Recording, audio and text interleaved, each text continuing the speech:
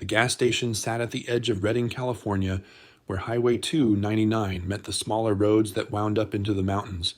It was the last stop before 40 miles of nothing. No towns, no services, just winding roads and dense forest. The sign out front read, "Last Chance Gas and Mini Mart," and it wasn't lying. Austin Cole was working the evening shift, 4 to midnight, same as he did every Tuesday and Thursday. He was 17, a senior at Redding High, and saving every dollar he could for college. His mom was a single parent working as a nurse, and they'd agreed he'd pay his own way through community college before transferring to a 4-year school. It was doable if he was careful, if he worked enough hours, if nothing went wrong. The gas station was quiet on a Tuesday in October. A few locals had come through for coffee or cigarettes, but mostly Austin spent his time studying for his calculus test and restocking the cooler. His boss, Mr. Peterson, trusted him to run the place alone on weeknights. Austin was responsible, showed up on time, never stole from the register. That kind of reliability was hard to find in a teenager. Around 7 o'clock, as the sun was setting behind the mountains and painting the sky orange and pink, Austin heard the motorcycles. 3 of them, at first, then more, the sound building until it was a roar that echoed off the pavement. Austin looked up from his textbook and watched through the plate glass window as they pulled in. 12 motorcycles in formation, all Harleys, all ridden by men and women in leather vests with patches. The vests all bore the same insignia, a stylized phoenix rising from flames with the words Road Phoenix MC arched above it. Redding chapter, Austin had seen them around town before, usually at the diner or the hardware store. They kept to themselves mostly, and despite what people said about motorcycle clubs, Austin had never heard of them causing trouble. The riders parked their bikes in a neat row and started dismounting. Most headed for the convenience store entrance, but one man walked toward Austin's window.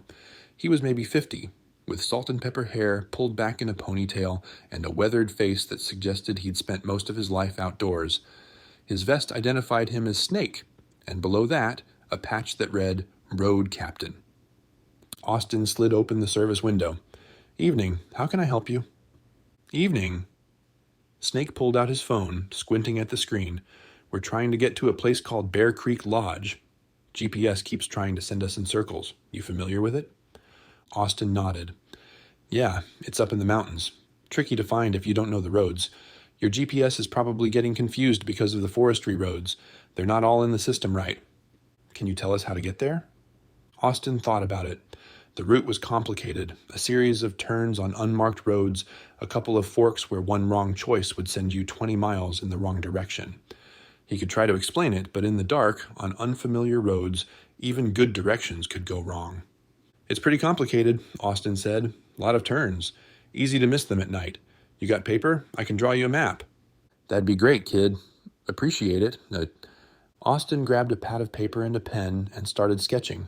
He drew the main highway, marked where they needed to turn, noted landmarks, the old barn with the faded mail pouch sign, the bridge over the creek, the 3 mailboxes clustered together at the fork. He added mileage estimates and notes about which roads were paved and which were gravel. The other club members had come out of the store by now, arms full of snacks and drinks. They clustered around Snake, looking at the map Austin was drawing. One woman, tall with short gray hair and a vest that identified her as Torch, leaned in close. "You know these roads pretty well," she observed. "Grew up here," Austin said. "Used to go camping up that way with my dad before he passed. Know the area pretty well." "Sorry about your dad," Snake said, and he sounded like he meant it. "Thanks. It's been 5 years. Still miss him, but..." Austin shrugged. He didn't talk about his dad much. The grief had dulled to an ache instead of a sharp pain, but it was always there. He finished the map and handed it through the window. "That should get you there. Just watch for that fork at mile marker 12. A lot of people miss it and end up at the quarry. You'll know you went wrong if you see chain link fence." Snake studied the map, tracing the route with his finger. "This is detailed. You sure this is right?" "Positive. Follow that and you'll be fine." "What do we owe you for the map?" Austin waved him off. "Nothing. Just helping out." Snake looked at him for a long moment, then nodded. "Appreciate it, kid." "What's your name?" "Austin. Austin Cole. I'm Frank, but everybody calls me Snake." This is our club, Road Phoenix. We're heading up to the lodge for a memorial ride. One of our brothers died last year, and we're scattering his ashes up there tomorrow. He loved those mountains. I'm sorry for your loss, Austin said. It felt inadequate, but what else could you say? Thanks, and thanks for the map. You probably saved us a couple hours of being lost in the dark. Snake pulled out his wallet and took out a $20 bill. Here, for your time. I don't need... Take it. You did us a solid. Let us return the favor. Austin took the 20, knowing that arguing would be disrespectful. Thank you, sir. The club members mounted their bikes and started their engines. Snake gave Austin a salute, and then they were gone, the sound of their motorcycles fading as they headed up Highway 299 toward the mountains. Austin went back to his calculus, but he found himself thinking about the bikers, about their memorial ride, about losing someone you cared about the way they'd been respectful and grateful for something as simple as directions. His dad had been like that, always said that manners cost nothing and meant everything. The rest of Austin's shift was quiet. He sold gas to a few travelers, made a pot of fresh coffee around 9, cleaned the bathrooms, and swept the floor. At 11:30, he was counting the register when he heard the motorcycles again. Austin looked up, confused. The same club, all 12 bikes, pulling back into the gas station. But this time there were more of them, at least 20 additional motorcycles following behind the original group. The parking lot filled with bikes, and riders started dismounting. Snake walked up to the window, and he was smiling. Your map was perfect. Got us there with no wrong turns. Best directions I've ever gotten. Glad it worked out, Austin said, still confused about why they'd come back. Here's the thing, Snake said. When we got to the lodge, we were talking about you. About how helpful you were, how you took the time to draw us that map when you could have just given us half-assed directions and sent us on our way. We called some of our other members who live up in the area, and they rode over to join us. And we all agreed we wanted to come back and say thank you properly. You didn't have to do that. Let me finish. Snake gestured to the assembled riders. We started asking around about you. Made some calls to people in town. Found out you're a good kid, honor student, working to save for college. Lost your dad 5 years ago. Your mom's a nurse at the hospital, works doubles sometimes to make ends meet. That about right? Austin felt his face flush. Yeah, that's right. Why were you asking about me? Because we wanted to make sure you were who you seemed to be. A good kid doing his best in a tough situation, and you are. Snake pulled an envelope from his vest and slid it through the window. This is from all of us. The club voted, and we want to help. Austin opened the envelope with shaking hands. Inside was a stack of checks, each one made out to him. He counted them quickly, 25 checks, amounts ranging from $50 to $500. Total, $5,000. I can't accept this, Austin said, his voice cracking. This is too much. I just drew you a map. You did more than that, Torch said, stepping forward. You treated us with respect. You went out of your way to help strangers. And when we told you about our memorial ride, you didn't just brush it off. You offered genuine sympathy. That kind of character is rare. We want to invest in it. But $5,000 is about half of what you'd need for your first year at community college, according to what we heard, Snake said. It's not a loan. It's a gift from people who understand what it's like to struggle and who want to help someone who's trying to do the right thing. Austin felt tears burning his eyes. He tried to blink them back, but a few escaped anyway. I don't know what to say. Say you'll accept it, Snake said. Say you'll use it for school and make something of yourself. Say you'll remember that people saw you working hard and wanted to help. And someday, when you're on your feet and you see some kid in the same situation, say you'll pay it forward. I will, Austin managed. I promise I will. That's all we ask. The club members started coming up to the window one by one, introducing themselves, shaking Austin's hand through the opening. They told him about their own kids, their own struggles to pay for college, their own experiences with people who'd helped them when they needed it. They were mechanics and teachers and nurses and contractors, regular people who happened to ride motorcycles together. One woman, a school teacher named Alice with the road name Maven, said, My dad was in a club. When I was your age, working my butt off to save for college, his club did something similar for me. That's how I got through school and became a teacher. Now I try to do the same for my students when I can.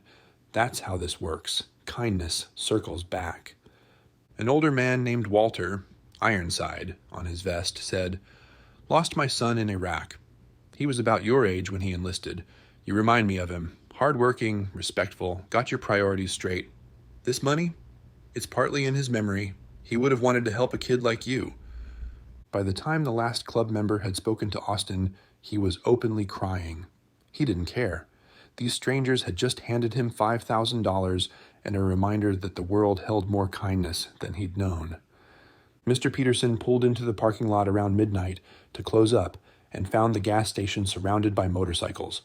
He got out of his car looking concerned, but Snake approached him immediately. "You Mr. Peterson? You own this place?" "Yes. Is there a problem?" "No problem. Just wanted to tell you that you've got a hell of an employee in Austin. We're the Road Phoenix MC.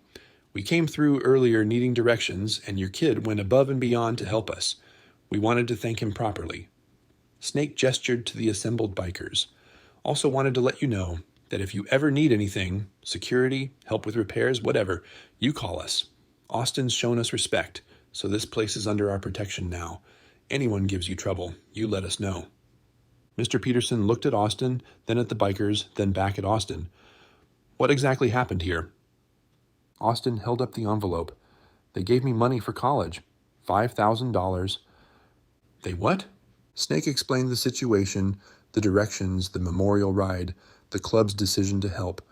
Mr. Peterson listened, his expression moving from confusion to understanding to something that looked like pride.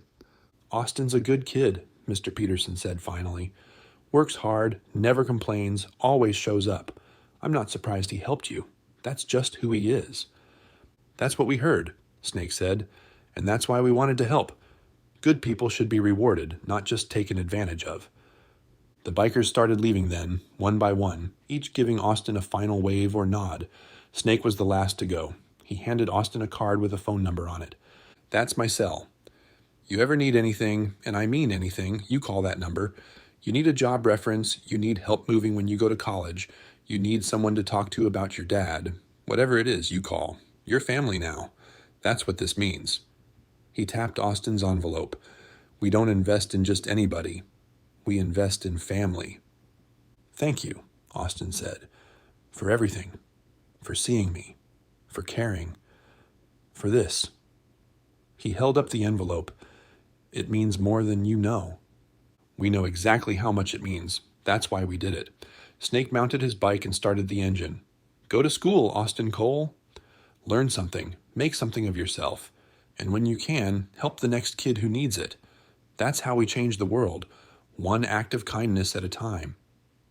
And then they were gone, the sound of their engines fading into the night, leaving Austin standing in the parking lot with Mr. Peterson and an envelope that represented hope, possibility, and the kindness of strangers who'd become family. Austin's mom didn't believe him at first when he told her about the money. She thought it was a scam or a mistake or something that would somehow hurt them.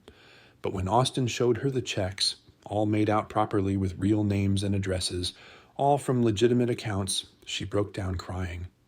$5,000, she whispered, holding the stack of checks like they might disappear.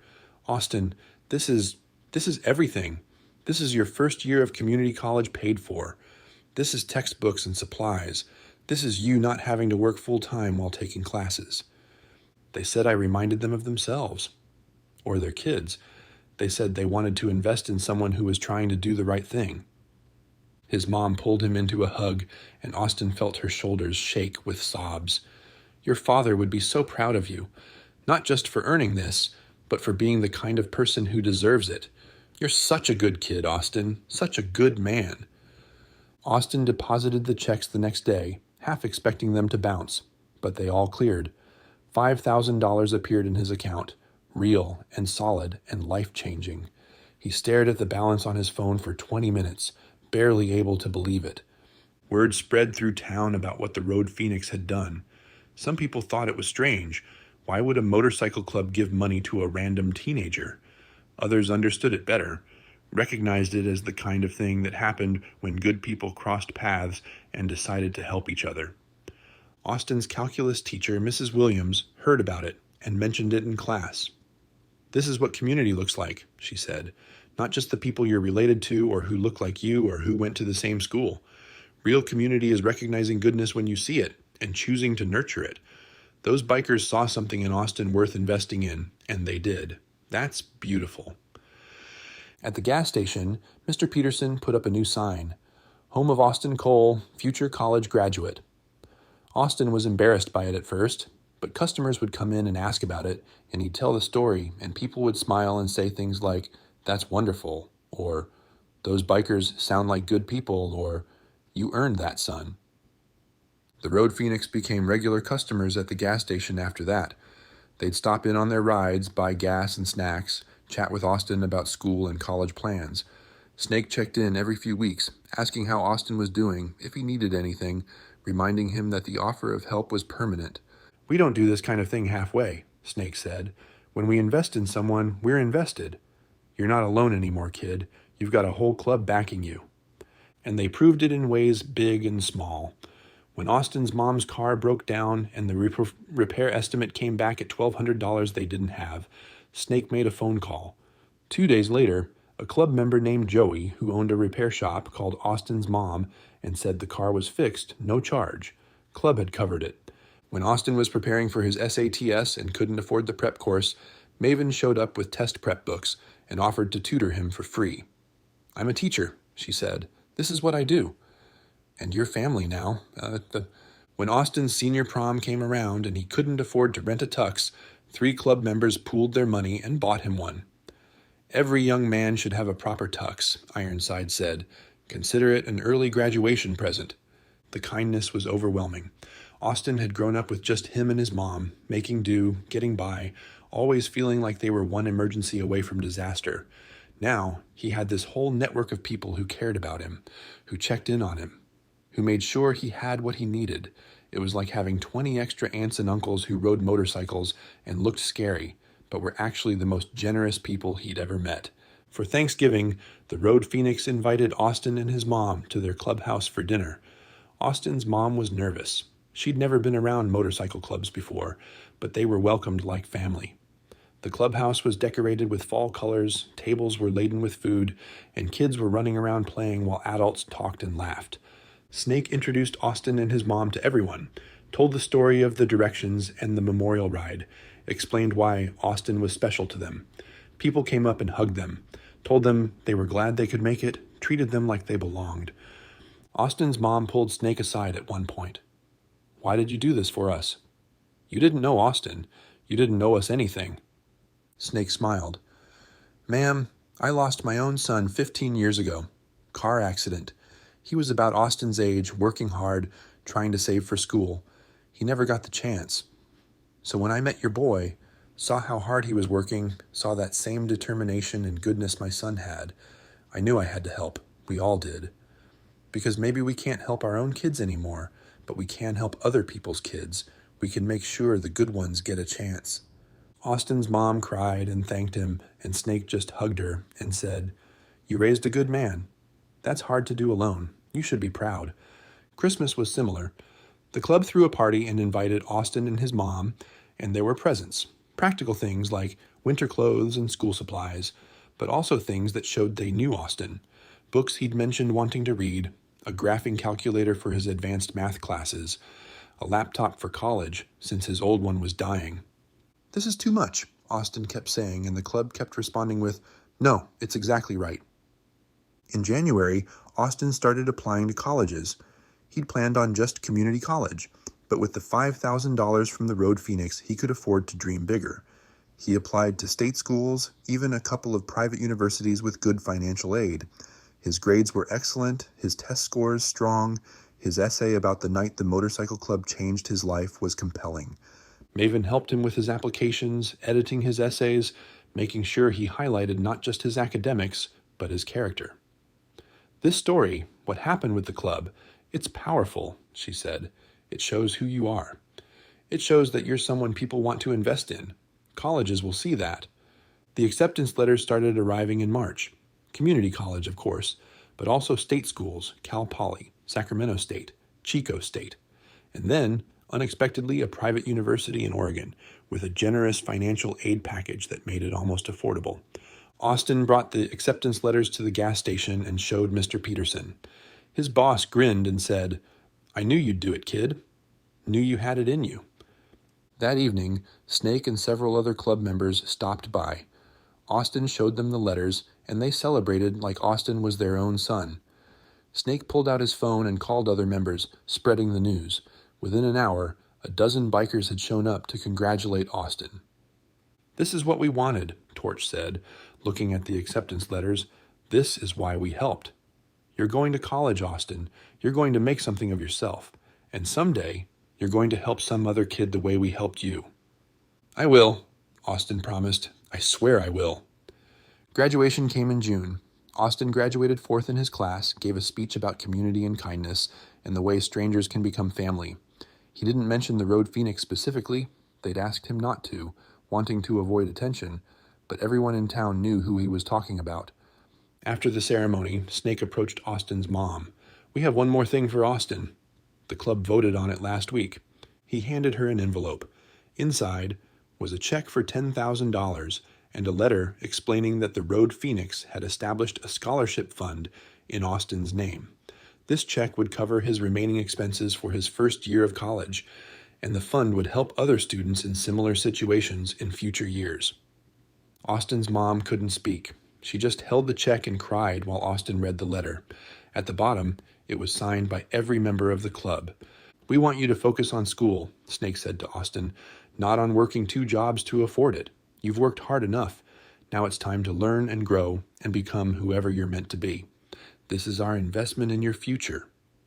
Austin hugged Snake, this man who'd become like a father to him over the past 8 months. "Thank you," he said, "for everything, for seeing me, for caring, for changing my life."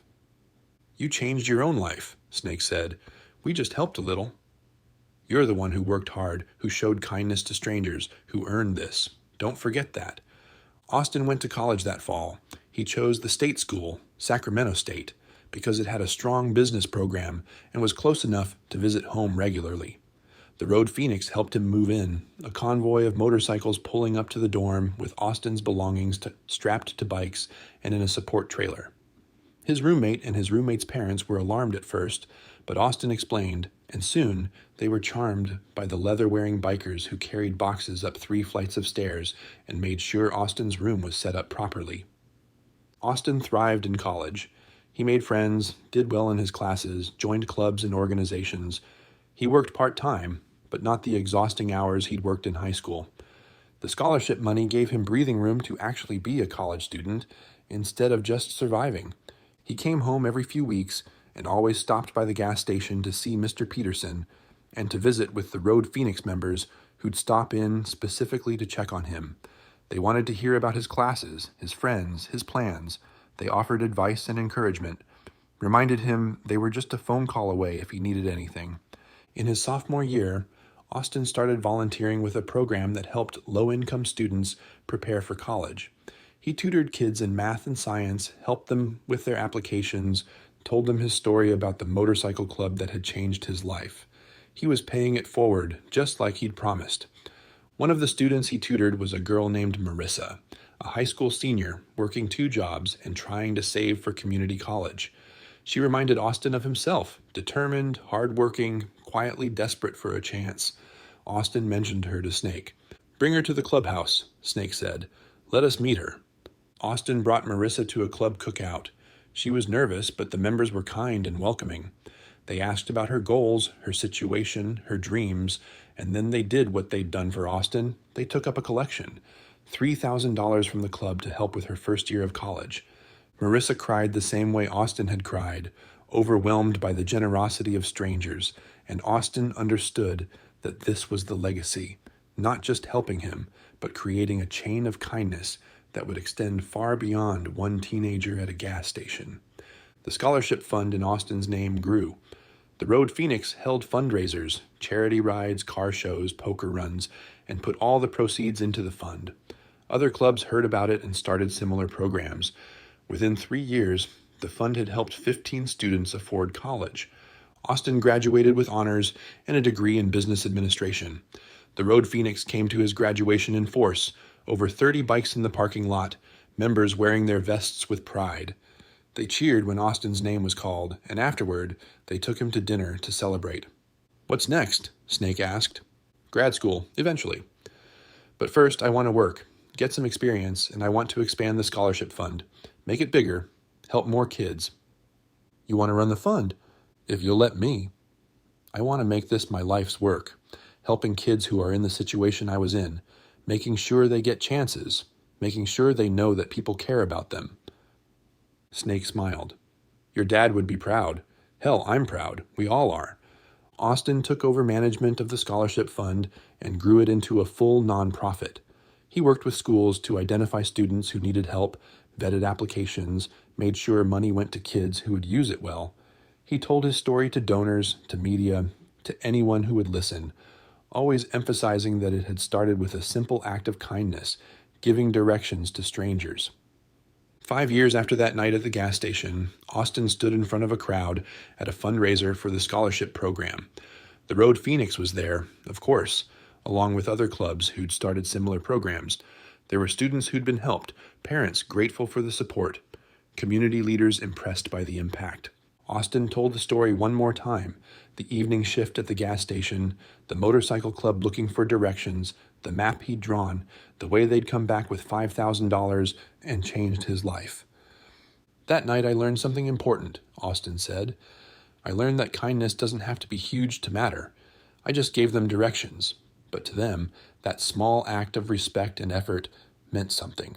It meant enough that they invested in me, in my future, in my potential. And that investment didn't just change my life.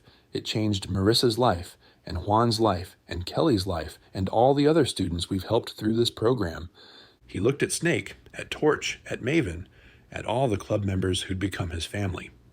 "The Road Phoenix taught me that family isn't just biology. It's choice.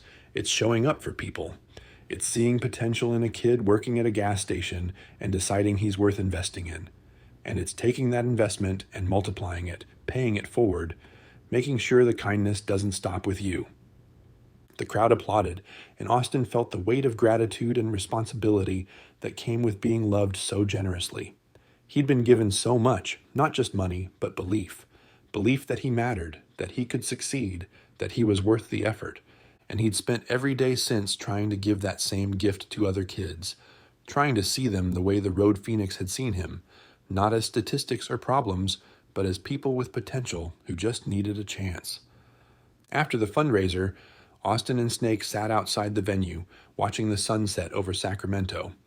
It was similar to that October evening 5 years ago when Snake had first pulled into the gas station looking for directions.